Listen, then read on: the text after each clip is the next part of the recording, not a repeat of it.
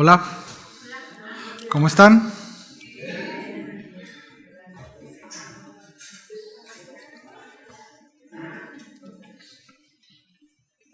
Bien.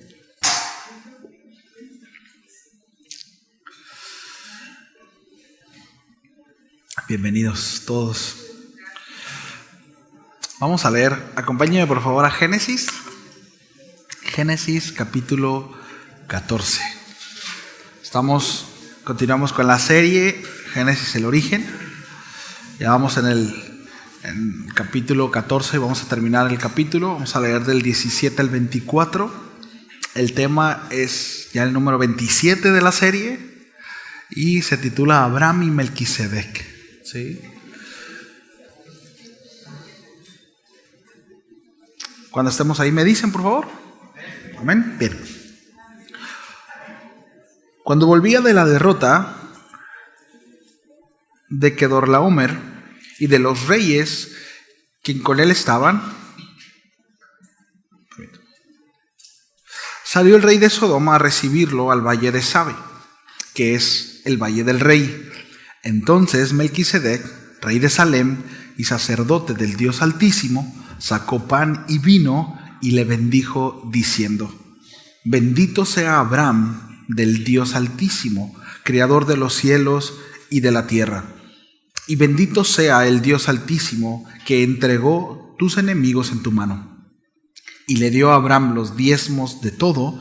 Entonces el rey de Sodoma dijo a Abraham: Dame las personas y toma para ti los bienes. Y respondió Abraham al rey de Sodoma: He alzado mi mano a Jehová, Dios Altísimo, creador de los cielos y de la tierra, que desde un hilo hasta una correa de calzado, nada tomaré de todo lo que es tuyo, para que no digas: yo enriquecí a Abraham, excepto solamente lo que comieron los jóvenes y la parte de los varones que fueron conmigo, Ener, Escol y Mamre, los cuales tomarán su parte. Vamos a orar. Señor, muchas gracias por este tiempo, gracias por que podemos exaltarte con libertad, podemos adorarte. Muchísimas gracias, Señor. Gracias porque podemos ser expuestos a tu palabra, porque podemos conocerte, Señor, a través de ella, porque tu Espíritu nos enseña, Señor, y nos ayuda a comprender y poder avanzar, Señor, para así dar respuesta a las demandas que tienes para nosotros como tus hijos, como tu pueblo. Gracias, Señor, por la obra en nuestras vidas. Ayúdanos, reconocemos que necesitamos de tu intervención, Padre. Dame la gracia para poder compartir tu palabra y tu consejo esta tarde. A ti sea la gloria, Señor, en el nombre de Jesús. Amén y amén. Bien, hace 2 semanas nos quedamos en donde Abraham había ido a rescatar a Lot, ¿recuerdan? Sí. Y bueno, salió victorioso de esta batalla, rescata a Lot, incluso rescata los bienes. Esto lo vemos en la primera parte del capítulo 14.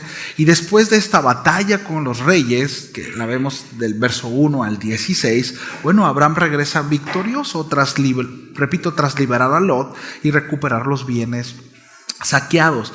Este episodio, esta parte del texto que vamos a ver, marca la primera guerra registrada en la Biblia. Sí, habíamos visto ya contiendas, corazones orgullosos, pero lo mencionamos también hace 2 semanas. Es la primera guerra como tal, sí, en la Escritura.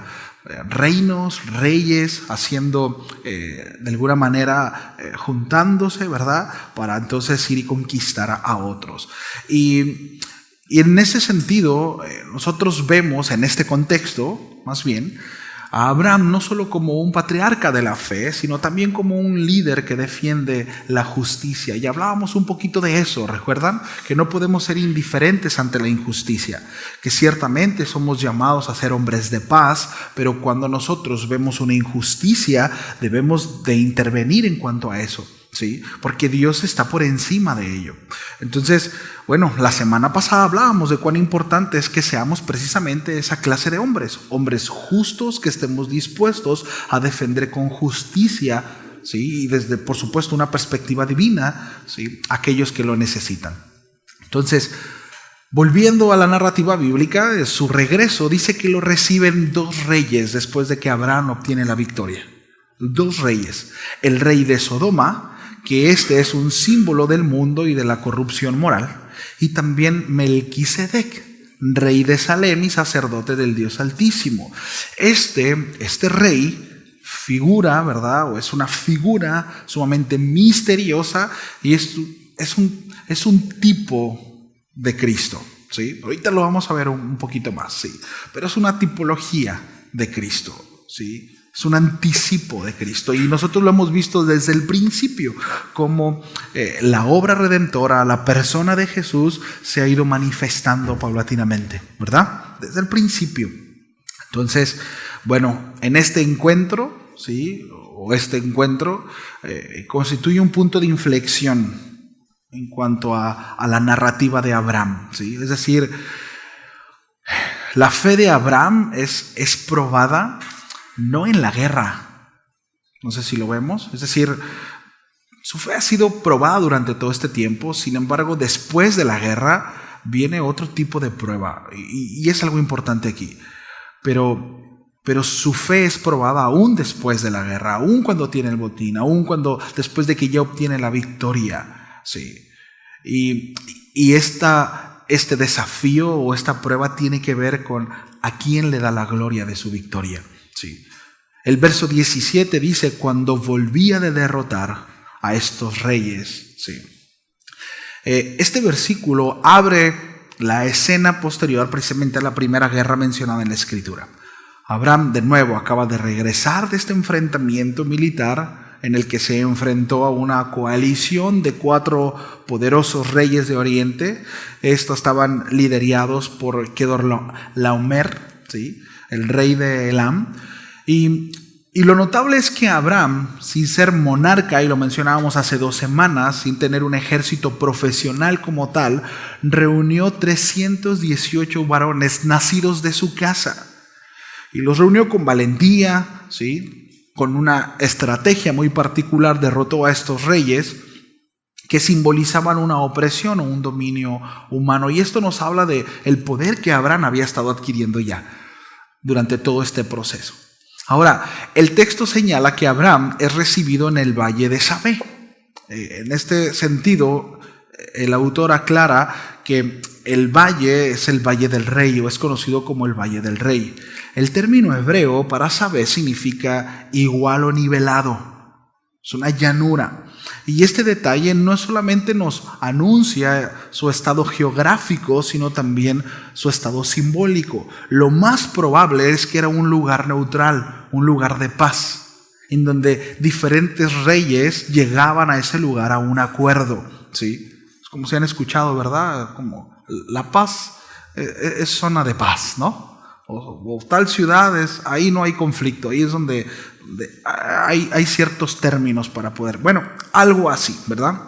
Es decir, un terreno de encuentro entre soberanos, ¿verdad? Un espacio donde los hombres podían unirse en igualdad, ¿sí? Entonces, desde una perspectiva espiritual, este valle representa el terreno donde se define la lealtad del corazón. ¿Sí? Y aquí ya vamos a entrar un poquito en tema. Ahí Abraham se encontrará entre 2 reyes. El rey de Sodoma, que dijimos que representaba ¿qué? El mundo, ¿verdad? De alguna manera, ofreciendo gratificación material, ¿sí?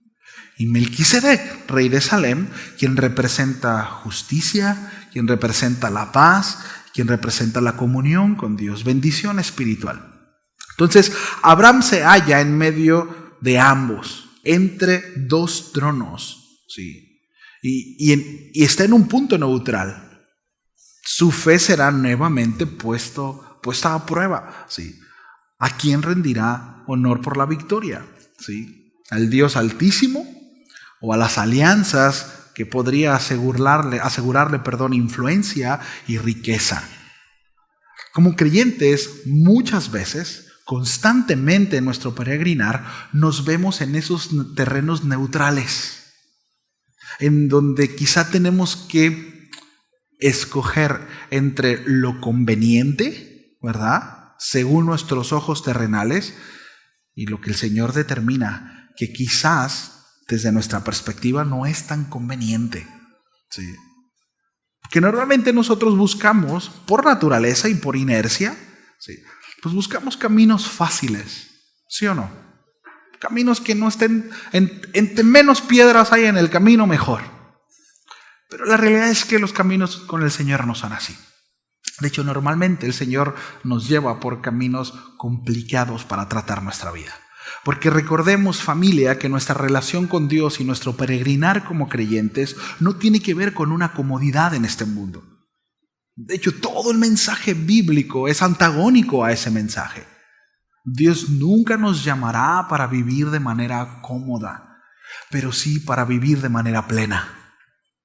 Hay quienes buscan la comodidad y la obtienen y viven cómodamente, pero tienen vidas insatisfechas, corazones vacíos, almas sin propósito. Y hay quienes viven una tras otra. ¿Cuántos dicen amén? Pero hay plenitud en el corazón. ¿Sí? ¿Cuántos saben de lo que estoy hablando? Eso solo lo encontramos en nuestra relación con Dios. ¿Sí? Entonces, el texto subraya que salió el rey de Sodoma a recibirlo, lo que sugiere una iniciativa del mundo ante el hombre de fe. El mundo siempre saldrá a nuestro encuentro a decirnos: mira lo que tengo para ti. Sí. El enemigo no siempre ataca con lanzas, familia. Sí. A veces halaga con coronas. Sí. Sabe cómo llegar.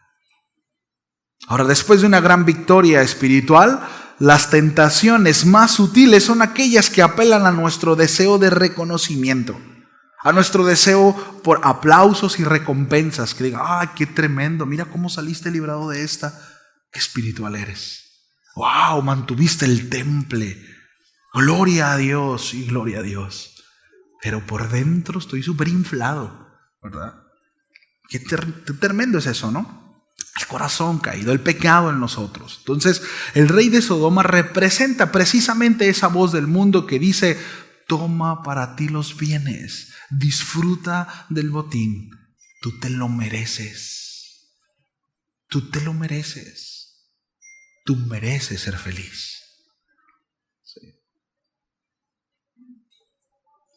Es el mismo discurso del mundo hoy en día. Exactamente lo mismo. Tú mereces. Recordemos, familia, que todo lo recibido es por gracia. ¿Sabe qué merecemos? Más que nada. Por cuanto todos pecaron, están destituidos de la gloria de Dios. No hay uno bueno, no hay uno que busque a Dios. Aún a todos se desviaron, todos les dimos la espalda a Dios. Por tanto, la paga de pecado es, eso es lo que merecemos. Sin embargo, el Señor no nos da eso, nos da una oportunidad por gracia. Todo lo recibido es por gracia. ¿Sí? Todo. Entonces, detrás de esta oferta hay un peligro. ¿Sí? Tú te lo mereces, disfruta del botín, ¿verdad? Aceptar la bendición del mundo es darle autoridad para decir que todo lo que tengo o parte de lo que recibo es gracias a Él. Y gracias a mí, a mi esfuerzo, a mi inteligencia, porque soy muy virtuoso, porque yo sí soy diligente, porque sí yo hago bien mi trabajo, no como otros. Por eso es que ellos no obtienen esa bendición que yo sí obtengo. Gloria a Dios. Tremendo, ¿no? Tremendo. Entonces, no aceptamos esa bendición del mundo, es darle autoridad, precisamente para que pueda mover ciertas piezas en nuestro corazón. Por eso Abraham se va a mantener firme, y más adelante, ¿verdad? Ahí en el versículo 22-23 dice: he alzado mi mano a Jehová Dios Altísimo, dice, que no tomaré de todo lo que es tuyo. No quiero nada tuyo. ¿Por qué? Para que no digas: yo enriquecí a Abraham. Lo que parecía un gesto amable del rey de Sodoma En realidad era una trampa de dependencia. Sí. Entonces es notable que la prueba en ese sentido no llega antes de la batalla, sino después. Mientras el creyente lucha, se aferra a Dios, pero cuando vence, corre el peligro precisamente de aferrarse a sí mismo y decir, tremendo. ¿Recuerdan? Allí en Deuteronomio 8, el pueblo de Israel está por entrar a la tierra prometida. Y el Señor le dice, mira, vas a tener diferentes batallas y yo te voy a dar la victoria. Sí. Pero Dios sabía que el mayor riesgo no sería la espada de los cananeos, sino el orgullo en el corazón de su propio pueblo. Por eso el Señor les advierte a través de Moisés y les dice lo siguiente: cuídate de no olvidarte de Jehová tu Dios. No sea que comas y te sacies y edifiques buenas casas y digas en tu corazón, mi poder y la fuerza de mi mano me han traído esta riqueza. Cuídate, cuídate. Es la misma advertencia aquí en la historia de Abraham. Es exactamente la misma ilustración. El hombre de fe debe de aprender que la prosperidad sin memoria espiritual conduce al orgullo. Sí. Y el orgullo conduce al olvido de Dios. Uno de los hombres más sabios, según la Escritura, es Salomón. Dice que no había hombre más sabio en su tiempo. Pero él escribió esto y lo parafraseo. Le dijo, Señor, dame lo necesario. Dame lo necesario. No me des tanto, pues no vaya a ser que me olvide de ti con tantas riquezas. Y mi autosuficiencia, ¿verdad? O más bien mi fuerza, ¿sí? Descanse en todo lo que tengo. No me des tanto, Señor. Pero tampoco me des tan poco. No vaya a ser que reniegue de ti. Dame lo necesario. Sí. En la reunión de matrimonios que tuvimos el viernes hablábamos un poco del concepto de lo necesario según la Biblia, ¿no? Teniendo sustento y abrigo, estén contentos con esto. Sí. Entonces, Dios muchas veces, familia, permite que la tentación del orgullo, de la autosuficiencia o de la recompensa aparezcan justo después de una victoria espiritual. Y esto precisamente es para probar si nuestra adoración sigue siendo para con el Señor o para nosotros. Y no es porque Dios no sepa cuál es nuestra condición. Es porque muchas veces nosotros no la sabemos. Y nos creemos súper espirituales y en algún momento de nuestra vida nos desviamos y andamos caminando siendo autosuficientes, sin depender del Señor. Y sí somos diligentes, y sí somos responsables. Y por supuesto que habrá fruto de nuestra responsabilidad y nuestra diligencia en nuestro andar, en nuestro trabajo, por supuesto. Sí. Es decir, si nosotros somos responsables en nuestro trabajo, si hacemos bien nuestras labores, si somos justos y somos íntegros, habrá una recompensa, habrá gracia delante de los hombres. No necesariamente tiene que ver con una dependencia de Dios. ¿Sí lo vemos? El asunto es cuando caminamos en esa autosuficiencia, porque sé hacer las cosas y sé hacerlas bien. Entonces estoy bien. Sí. No. El valle de Sabé se convierte entonces en un escenario de discernimiento espiritual. ¿De quién es la gloria? ¿De quién es la gloria? ¿De Dios o del hombre? ¿De mi fuerza? ¿De mi virtud? ¿O del Señor? Sí. Entonces la imagen de Abraham entre estos dos reyes no es un mero detalle narrativo solamente, sino es un tipo de la vida del creyente. Sí. Cada hijo de Dios, repito, vive constantemente entre estos dos dominios. Sí. El reino de este mundo con sus promesas temporales y con sus recompensas inmediatas, que como caemos en trampas por eso, ¿verdad? Y el reino del Dios Altísimo que ofrece gloria eterna, pero requiere renuncia presente, requiere procesos. Sí. Y a veces eso no es tan atractivo, ¿verdad? Eso es lo complicado. Ya lo hemos mencionado en otras ocasiones, ¿no? A veces cuando oramos al Señor, le pedimos algo al Señor y nos dice no, pues sí, hacemos que, bueno, pero ya nos dijo que no, ¿verdad? O nos dice sí, gloria a Dios, Señor, tú eres tan fiel. Como si eso determinara su fidelidad. Dios es fiel, nos diga sí o no. Él es fiel, ¿cierto? El asunto es cuando Dios dice, espera. Espera. Qué complicado es esa espera. Espera. ¿No? Y bueno, yo siempre me puedo identificar con el burrito de Shrek diciendo, ¿y ya merito? ¿Y ya merito? ¿Y ya merito? Espera. ¿Sí? Entonces, siempre en el Señor los procesos estarán presentes. Y en ocasiones son procesos no tan complicados, son procesos que no son tan tardados, ¿sí? En donde todo empieza a avanzar a favor. Sin embargo, hay procesos que son muy duros, procesos muy difíciles, procesos muy dolorosos. Sin embargo, ambos llevan hacia el mismo fruto. En primera instancia, glorificar al Señor y que su propósito se cumpla en nuestras vidas. ¿Sí? Porque por Él y para Él son todas las cosas. Y nosotros somos parte de eso. Y cuando nosotros vivimos entendiendo esto, que ahorita vamos a ver precisamente a ese Dios altísimo, porque aquí encontramos un nombre que no se había mencionado en la Biblia hasta este momento, pero cuando nosotros entendemos la autoridad de Dios, su supremacía, entonces podemos descansar en su soberanía y en su providencia. Sí.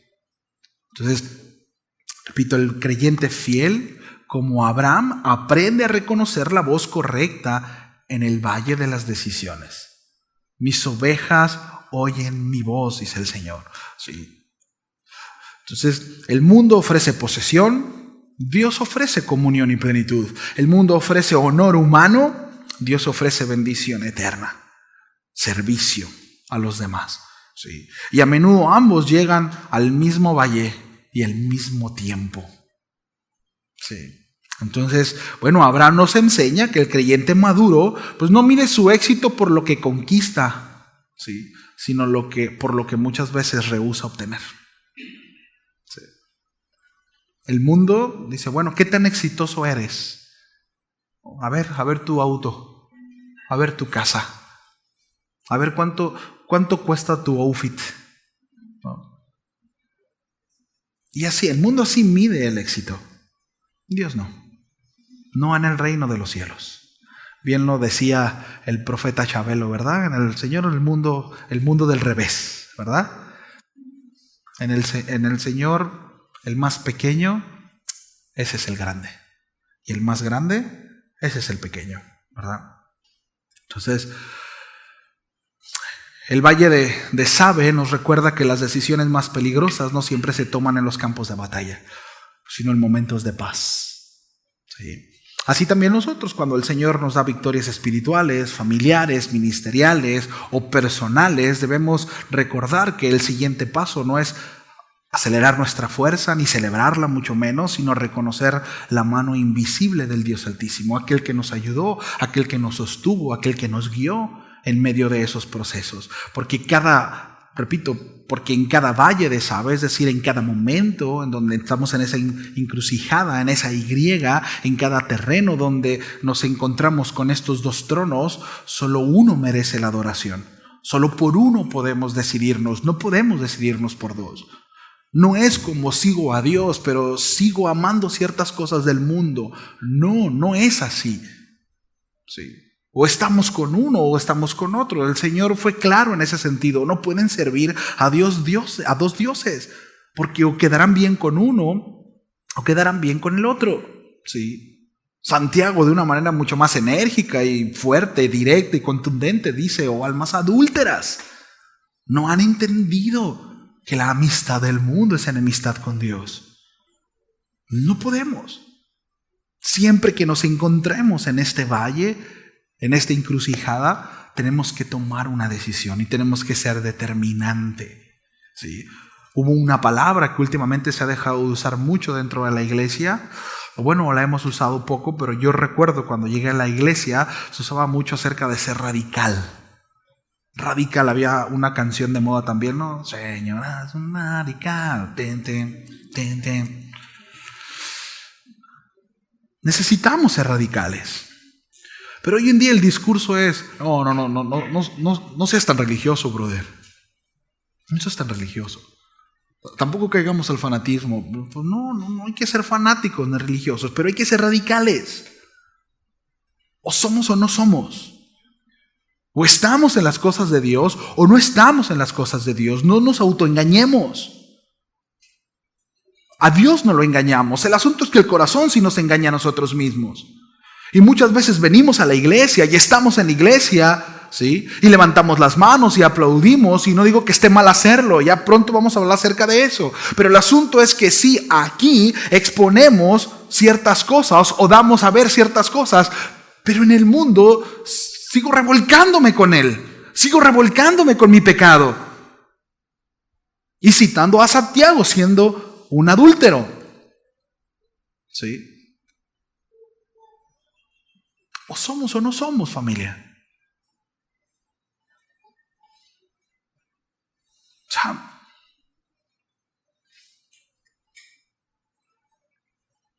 necesitamos decidir. Abraham fue radical. No le dijo, ¿verdad? Así como que, bueno, pues como que esto sí, ¿no? Como que esto sí para mí y esto no. Dice el versículo 18. Entonces Melquisedec, rey de Salem y sacerdote de Dios Altísimo, sacó pan y vino. Sí, bueno, aquí aparece una figura, de nuevo, esta figura, este tipo de Cristo, Melquisedec, cuyo nombre significa rey de justicia. Sí. Es rey de Salem, probablemente de Jerusalén, lo que significa paz, y sacerdote del Dios Altísimo. Y aquí la palabra que se usa, o el nombre con el cual es el Elión. ¿Sí? No es un Dios distinto, por ahí andaba un video medio extraño, ¿verdad? No es un Dios distinto a los... No, es el Señor, pero es un adjetivo calificativo al Señor, ¿sí? Los nombres del Señor no significa que sean muchos dioses, sino describe al Señor uno de sus atributos, ¿sí? De sus características. Entonces, el término hebreo, el, significa Dios, en el sentido de poder, de fuerza y autoridad, ¿sí? Y el adjetivo Elión proviene de la raíz Alá. Cuando nosotros escuchamos, ¿verdad?, a los árabes hablar de Alá, no están hablando de un Dios distinto, de ellos están diciendo Dios, como nosotros, Dios, ¿sí? De manera genérica. ¿Sí me explico? Entonces, es eso, es Alá, que significa el elevado, el que está en lo alto, ¿sí? El que está por encima de todo. Eso significa, ¿sí? Entonces, por tanto, el Elión literalmente significa el Dios que está por encima de todo, ¿sí? El Dios supremo, el más elevado. Y este título no describe un atributo aislado, sino una posición de supremacía absoluta. En un mundo lleno de dioses locales, tribales o territoriales, este nombre establece que el Eterno, ¿sí?, que Jehová no es uno entre muchos, sino Él es Dios, el que está por encima de todos los dioses, ¿sí? Él es, ¿sí? Y este es el primer lugar en toda la Escritura donde se usa el título de El Elión, ¿sí? Y no es casualidad, por supuesto, que aparezca aquí, justo en medio de una escena donde se enfrentan reyes humanos y cada uno está proclamando su poder, su dominio y su territorio, y cada uno con una devoción a sus diferentes dioses. Abraham, no siendo un rey, sino siendo un patriarca, va y obtiene victoria precisamente porque la victoria se la da el Elión, el Dios que está por encima del poder de los hombres, de todos esos reyes y de todos esos dioses de esos reyes, ¿sí? Entonces, en el relato son 4 reyes del oriente que habían conquistado a 5 reyes cananeos. Abraham vence a los invasores y recupera los bienes y los prisioneros. Y en ese momento de victoria es cuando aparece Melquisedec, sacerdote del Dios Altísimo. Entonces, la revelación de El Elyon en este punto tiene un propósito específico. Dios se presenta como el Rey Supremo por encima de todos los reyes. Ningún poder militar, ningún poder político, ningún poder humano se compara con su dominio, ni el suyo ni el mío. Sí. Diga conmigo, Dios está por encima de mí. Sí. Y dile que está a tu lado y de ti también.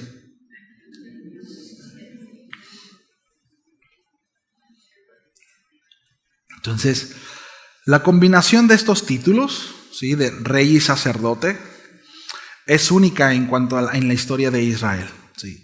Y esto también anticipa el carácter del Mesías. No voy a ir ahí, pero lo podemos ver ahí en Zacarías en el capítulo 6. Y más adelante vamos a ir ahí a Hebreos en el capítulo 7. Pero el gesto de Melquisedec al salir al encuentro del hombre de fe, en este caso de Abraham, ofreciendo pan y vino, también esto no era una comida común, ¿saben? Representa comunión, representa bendición y adoración.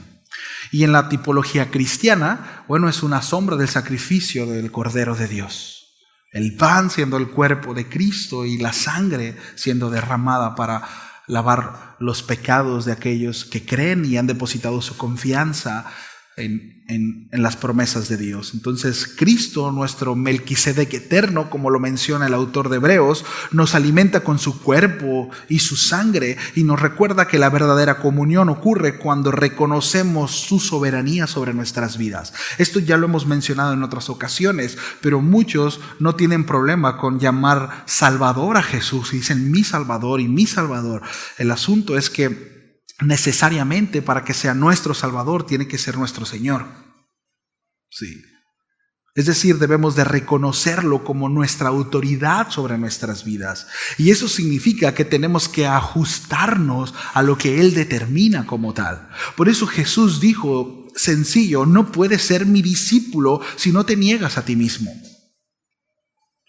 No es como que, mira, yo sugiero, ¿verdad? Que pues a lo mejor como que puedes ir dejando cositas y medio negándote y ahí poco a poco vas a empezar a crecer y avanzar y aprender a ser mi discípulo. No, de hecho Jesús, su mensaje era un mensaje muy tajante.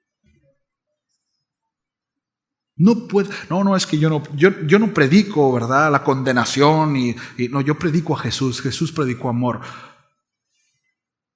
Yo soy el único camino, verdad y vida. Nadie viene al Padre si no es por mí. Ese es un mensaje agresivo. Es un mensaje agresivo. Deja sin posibilidad al hombre. No hay estrategia humana. No hay metodología religiosa. Él es el único camino al Padre. No hay salvación en otro nombre ni en otro hombre más que en Él. Ese es su mensaje agresivo. ¿Lo vemos? No puedes ser mi discípulo si no tomas tu cruz y te niegas. No puedes. No dice te va a estorbar, es no puedes. Sí. Entonces, Él es nuestro sumo sacerdote. Él es el sacrificio. Sí. Melquisedec une ambos oficios, prefigurando a Cristo, nuestro Rey de justicia y paz. Hebreos 7:2 dice, este Melquisedec fue rey de la ciudad de Salem y también sacerdote del Dios Altísimo. Cuando Abraham regresaba triunfante de una gran batalla contra los reyes, Melquisedec salió al encuentro y lo bendijo. Después Abraham tomó la 10ª parte de todo lo que había capturado en la batalla. Estoy leyendo Hebreos capítulo 7. Y se la dio a Melquisedec. ¿Sí? Más adelante dice, sin embargo, Melquisedec, que no era descendiente de Leví, recibió de Abraham la 10ª parte, y Melquisedec bendijo a Abraham, quien ya había recibido las promesas de Dios. Sin lugar a dudas, el que tiene el poder para bendecir es superior a quien recibe la bendición. ¿Sí? Lo que está diciendo el autor de Hebreos es que Melquisedec estaba por encima de Abraham.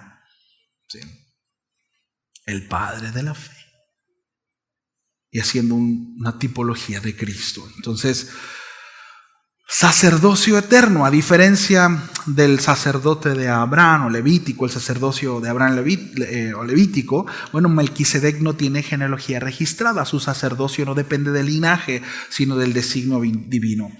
Si ustedes están esperando que yo resuelva quién es Melquisedec, pues lo voy a decepcionar. Ya hablamos acerca de las expectativas, ¿sí? Es complicado, ¿sí?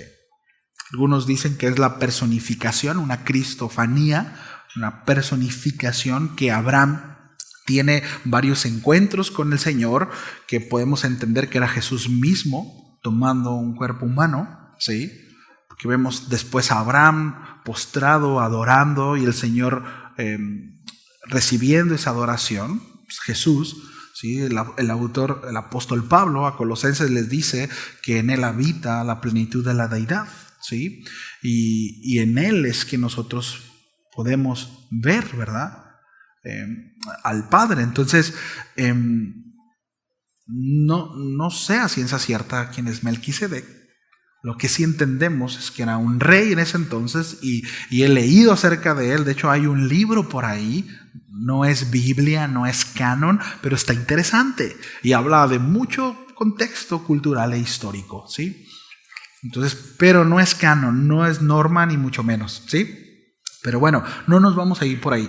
Lo que sí podemos entender es que Abraham reconoció a Melquisedec como una autoridad divina. ¿Sí? Y aquí hay principios importantes, que es lo que estamos intentando rescatar.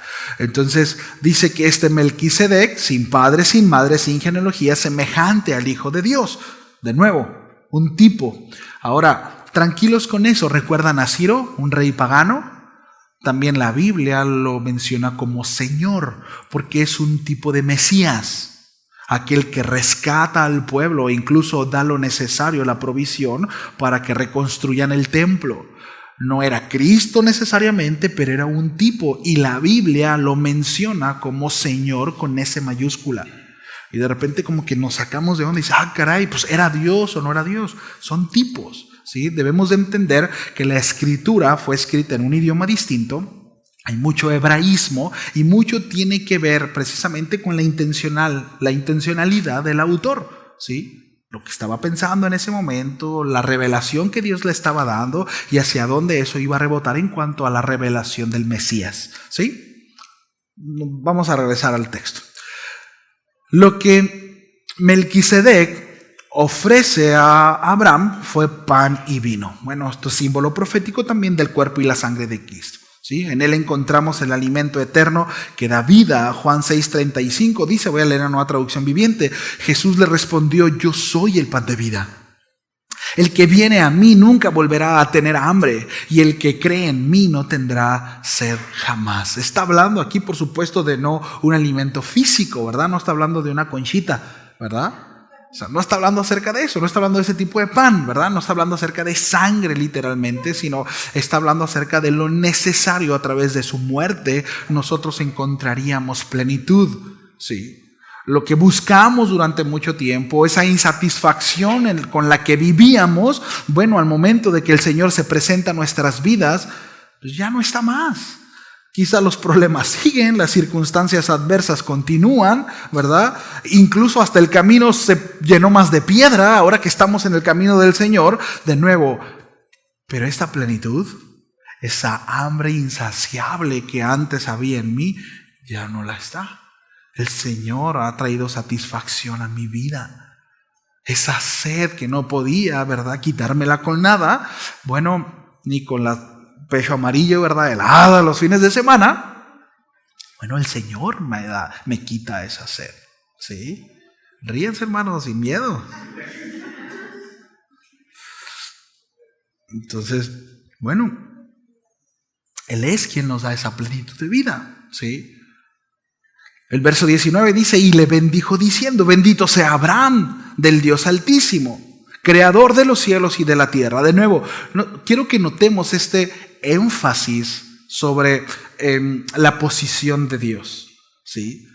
Es decir, cómo el texto y la narrativa bíblica está sobreexaltando la autoridad y la preeminencia de Dios. ¿Lo vemos? De nuevo, ¿verdad? Bendito, y le bendijo diciendo, bendito sea Abraham del Dios altísimo, creador de los cielos y la tierra. ¿Sí? Que está por encima de todo.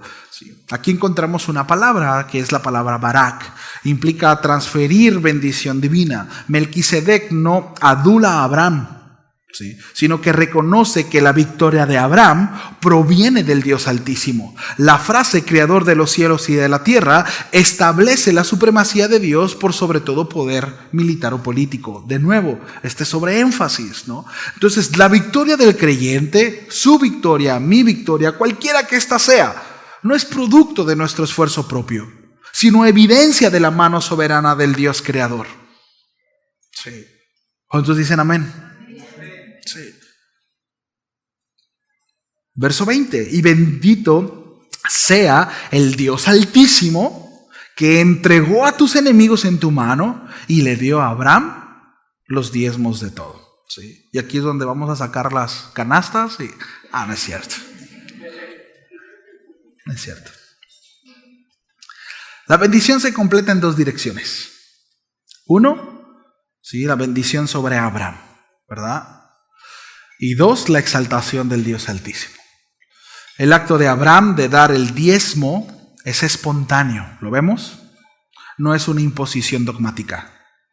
Y aquí nos vamos a meter un poquito en eso. Y quizá para algunos va a aclarar algunos puntos si los tenían o no. Quienes tienen ya tiempo con nosotros saben cómo es que manejamos esta parte. Pero en las culturas antiguas, sobre todo en Mesopotámica, en la cultura cananea, la cultura egipcia, el diezmo era una institución reconocida en los tiempos de Abraham. Es decir, Abraham entendía lo del diezmo, ¿sí? Los registros arqueológicos y literarios dan testimonio de ello. Por ejemplo, en los textos de Ugarit, ahí en el siglo XIV, XV antes de Cristo, mencionan ofrendas del diezmo precisamente dada a los dioses locales o a los templos, y estas ofrendas eran parte de la adoración y del sostenimiento del culto. ¿Sí? En Mesopotamia, por ejemplo, en documentos sumerios y babilonios, describen que los súbditos entregaban una 10ª parte de los bienes o los botines a los templos o a los reyes, y esto era considerado, representaba precisamente un agradecimiento, ¿sí? Era una ofrenda. Entonces, así también, por ejemplo, el código de Hammurabi alrededor del 1750 a.C., contemporáneo a Abraham. Abraham es del 1500 por ahí, 1700. No menciona directamente el diezmo, pero sí regula contribuciones y ofrendas, precisamente de nuevo a ciertas deidades, a ciertos reyes, figuras de autoridad. En Egipto también las ofrendas eran regulares a los templos, también podían expresarse, ¿verdad? Como sacrificios, ¿sí? Ahora, el concepto de dar una parte, ¿sí? Que a menudo es el 10% a las deidades o a sus templos, era algo que se acostumbraba en los tiempos de Abraham. Pero cuando Abraham da los diezmos, en este caso a Melquisedec, su acción usa un lenguaje cultural conocido, pero lleva un contenido completamente distinto, ¿sí? Es decir, no se trata de un tributo a un dios local, ¿sí?, sino a una confesión teológica. Bendito sea Abraham del Dios Altísimo, creador de los cielos y la tierra. Es decir, Abraham reconoce públicamente que la victoria y los bienes no provienen de su fuerza, sí, sino del Dios universal, del Elión, ¿verdad? Del Dios que está por sobre todo. Y entrega una 10ª parte como una adoración. Ojo con esto, no como un impuesto. Sí, fue voluntario. No vemos a Melquisedec diciendo, mochila. ¿Verdad que no? A ver, Abraham, aquí, pónganse aquí, ¿verdad? Y de este lado, tanto, y de este lado. No hizo eso. De hecho, aquí hay una premisa muy importante. Una, Melquisedec no pide el diezmo. Aquí Abraham lo ofrece voluntariamente como respuesta al reconocimiento de la bendición de Dios ¿por qué ofrendamos? Una, entendemos en principio que todo lo recibido es precisamente por Él, el Dios del cielo y la tierra. ¿Sí? De entrada, porque no somos mezquinos o no debiéramos serlo. ¿Sí? Dos, porque entendemos que donde nos congregamos, pues hay servicios, ¿verdad? La luz, ¿sí? El lugar acá no es un lugar propio, lo rentamos, ¿sí? Hay servicios, hay cosas que se tienen que pagar, ¿sí? Y tres, pues porque el Señor demanda que seamos generosos, ¿sí? Entonces, sin embargo, ciertamente después el Señor regula esos dineros a través de la ley mosaica a su pueblo, pero entendamos que era necesario al final la ley. Nosotros tenemos de repente malentendida la ley, porque tenemos la ley como, no, es que tiene que ver con religión. No, tiene que ver con regulación. El Señor estaba regulando a un pueblo nómada que acaba de salir con una mentalidad de esclavos y con una idiosincrasia. O sea, había una mezcolancia, había una de cosas. Cuando los hebreos salen de Egipto, junto con ellos salen muchas naciones. De hecho, es un tipo, más adelante lo vamos a ver, ya que lleguemos a Éxodo, unos 2 años más, quizás, a como vamos en Génesis. Pero la representación es precisamente las naciones saliendo del mundo, ¿sí? La iglesia, los sacados fuera, los llamados fuera, ¿sí? Nos representa a nosotros, es un tipo de la iglesia. Moisés es la palabra, es la guía. Así como la palabra, nosotros somos confrontados con ella y nos saca fuera del mundo y nos conduce al desierto, ese proceso y ese tratamiento para entonces llevarnos a la tierra prometida. Pero así como sucede en el Éxodo, no es la palabra o la ley la que nos introduce al reino de los cielos, sino Jesús, el Mesías, como Josué, quien reparte la tierra. Es precisamente en la tierra prometida, no Moisés, sino Josué. Sí. Bueno, vemos el evangelio ahí, son tipos, son figuras. Bueno, la ley, familia, no es mala en sí, tiene el poder de regular, es como esto. ¿Qué tan buenos son los semáforos? Estoy hablando de una ley de tránsito. ¿Qué tan buenos son los semáforos? ¿Y por qué se los anda pasando? ¿Son necesarios, sí o no? ¿Para qué? Para regular, ¿verdad? El tránsito vial, para regular el tránsito, para que haya un orden en la ciudad, ¿sí? Bueno, así mismo es la ley. Cuando el Señor le estaba enseñando a su pueblo, tienen que ser generosos. De hecho, el Señor les dice, les promete sobreabundancia. Y miren, tan así era que si nosotros hacemos un recuento acerca de los diezmos, era un 35, casi 36% de lo que ellos recibían, lo que daban a lo largo de todo el año. Sí. Aparte, en esa regulación de sus diezmos, también les enseñaba el Señor a ahorrar. Cada séptimo año les decía, ya no van a trabajar la tierra, y durante un año esa tierra tenía que descansar. Y mientras no trabajaban, ¿cómo le hacían? Bueno, el Señor en la ley les enseñó a ahorrar. Cuando llegaba ese séptimo día, ellos vivían en gran medida de lo que habían ahorrado, porque el Señor les había enseñado a administrar correctamente su dinero. Sí. Entonces, muchas veces nosotros vemos la ley y decimos, no, es que la ley es de religión, religiosidad. No, lo que Jesús señaló a los religiosos de su tiempo no fue porque ellos se hayan apegado a la ley mosaica o levítica. De hecho, lo que el Señor señaló fue que ellos estaban apegados a sus tradiciones humanas. Por eso el Señor les dijo, ustedes si realmente observaran la ley, si la escudriñaran, sabrían que esta habla de mí, pero no la conocen. Y mientras ellos señalaban a Jesús como aquel que transgredía la ley, el Señor les enseñaba a través de la ley cómo es que se debía de vivir. Sí. Es que estás quebrantando Shabbat. A ver. O sea que si su animalito va y cae a una barranca, ¿ustedes acaso no van y lo salvan? Porque había algo que se llamaba regla de peso mayor. ¿Sí?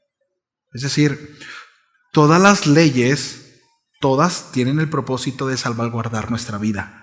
Para eso están. ¿Sí? Miren, había ley, el Señor les puso leyes hasta para ir al baño. ¿Por qué creen? Porque eran cochinos. Y Dios les dijo, no, ustedes van a ser diferentes. Mi pueblo va a ser un pueblo ordenado y limpio. Así que por lo menos te vas a ir del campamento tantos metros, te vas a llevar una palita, vas a hacer un huequito y después de que lo hagas vas a taparlo, mijito. Y señálalo donde está minado para que otros no vayan y pisen. Porque Dios es un Dios de orden, es un Dios limpio. ¿Sí lo vemos? Respecto a esto, bueno, el Señor puso una norma en cuanto a los diezmos. Bueno, había diezmos que eran en especie, había diezmos, una parte de los diezmos eran para los que servían el templo, otra parte del diezmo era para ahorro, para las viudas, para los huérfanos. Sí. Porque, mis amados, Dios piensa en todo. Dios lo cubre todo. Sí. Entonces, aquí Abraham ofrece voluntariamente el diezmo, ¿sí? Como una respuesta de que lo que ha recibido es de parte del Señor. Entonces, ahora, esta premisa también es importante. Primero Melquisedec bendice. ¿Sí ve? Luego Abraham da. Y esto subraya que la bendición de Dios precede a la ofrenda humana y no al revés. Abraham no compra el favor de Dios. Abraham responde a la bendición recibida por Dios de manera gratuita. No hay tal trueque con el Señor. No. Nosotros no compramos las bendiciones de Dios. No lo encuentras en la Biblia. Toda ofrenda presentada al Señor y puesta a su servicio debe hacerse con la conciencia de que Dios es el dueño absoluto de todo cuanto poseemos. Regla de mayordomía. Dar al Señor es un acto de reconocimiento y gratitud por lo que Él ya nos ha dado, familia. No de intercambio o negociación. No negociamos con el Señor. Por tanto, nosotros como creyentes, como hijos de Dios, ofrendamos porque Él nos ha bendecido de nuevo por gracia. Por gracia. Sí. Quien da con expectativa de recibir algo a cambio ha perdido de vista la esencia del Evangelio. Sí. Y se reduce la adoración a un simple trueque. Eso es peligroso. Sí. Eso es peligroso. En las antiguas religiones paganas, las deidades exigían sacrificios y ofrendas y el fin, ¿verdad? Y con el fin de desatar prosperidad o favores.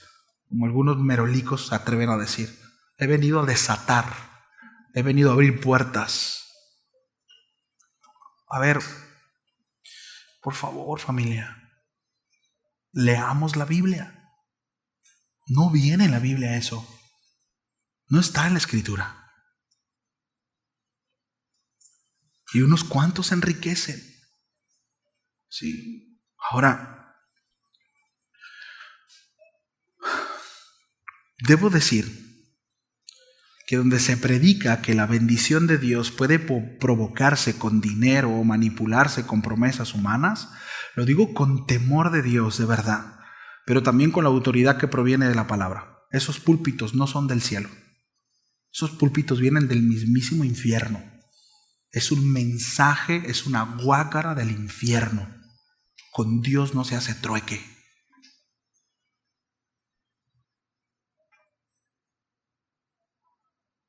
Una cosa es la generosidad. Si el Señor en tu corazón pone el ser generoso, el bendecir a otros, el ver por tus pastores, el que está bien. Pero el púlpito, la palabra de Dios, nunca se usa para eso. Hay de aquel que busque un bien personal utilizando la Escritura como pretexto. El Señor nos libre. Si tú das esperando que, bueno, pues es que si doy el Señor me va a dar más. Así no funciona. Si vas a dar, dalo porque quieres bendecir a otros, porque entiendes que todo le pertenece al Señor. Y bueno, el corazón generoso será recompensado, sin duda. Es decir, la regla de siembra cosecha existe, es genuina. Dios bendice al dador alegre.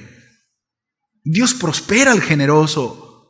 Pero en el momento en el que tú estás pensando en la recompensa, ya no es generosidad, es trueque. ¿Sí lo ves? Y tristemente las iglesias se llenan de gente codiciosa. Y da y espera y de repente hacemos deudores a Dios por el amor de Dios. ¿Cómo Dios nos va a deber algo a nosotros? De nuevo, ¿qué merecemos? Todo lo recibido es por gracia. Se tenía que decir.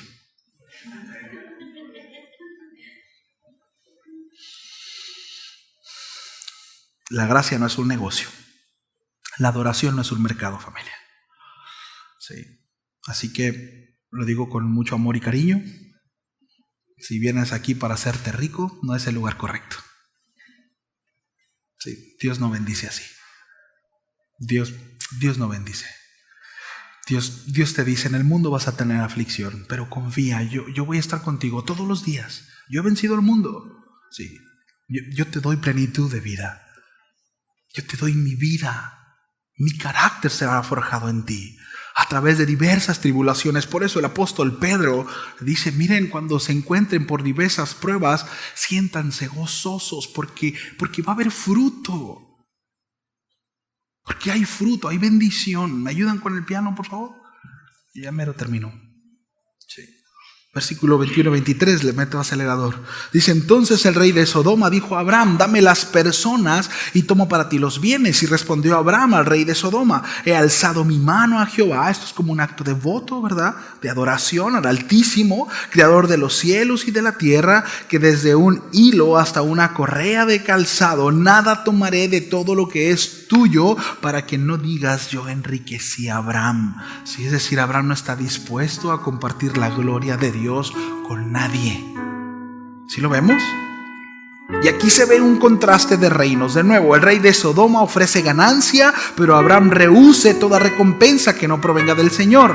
Levantar la mano era una expresión de juramento solemne ante Dios. Abraham ya había decidido en su corazón no comprometer su fidelidad. Y eso es importante. Abraham no decidió en el lugar de Sadem, no decidió en ese momento, él ya había resolucionado en su corazón. Por eso es importante que nosotros tomemos la decisión para cuando venga esos momentos, para cuando nos encontremos con esos dos reinos, yo ya determiné en mi corazón, la gloria es para Dios. Pero a veces queremos andar improvisando, ¿no? Resolucionemos en nuestro corazón hoy. Antes de entrar a la tierra prometida, recuerdan, Josué se levantó y dijo, a ver, pueblo, yo no sé si ustedes van a seguir haciendo como que son y siguen adorando a tales y fulanos dioses de los otros reinos. Mientras tanto deciden ustedes, les digo que yo y mi casa serviremos a Jehová. Josué entró a la tierra prometida convencido en su corazón a quién adoraría y a quién le serviría. Sí. Bueno, la frase para que no digas yo enriquecí a Abraham muestra esa integridad en el patriarca. No permitiría que la gloria divina se confunda con la ayuda de los impíos. No. Entonces la fe madura sabe decir no a las ofertas del mundo, incluso cuando parecen legítimas. Familia, no toda ganancia es bendición. Sí. No toda ganancia es bendición. Sí, muchos pueden ser arrastrados y persuadidos por falsas promesas de prosperidad, creyendo que todo lo que brilla es oro, todo lo que brilla proviene del cielo. No necesariamente. No necesariamente. Muchas veces hemos confundido cristales con oro y nos hemos dejado seducir por el brillo engañoso de lo material. ¿Por qué? Porque en nuestro corazón habita codicia más que gratitud.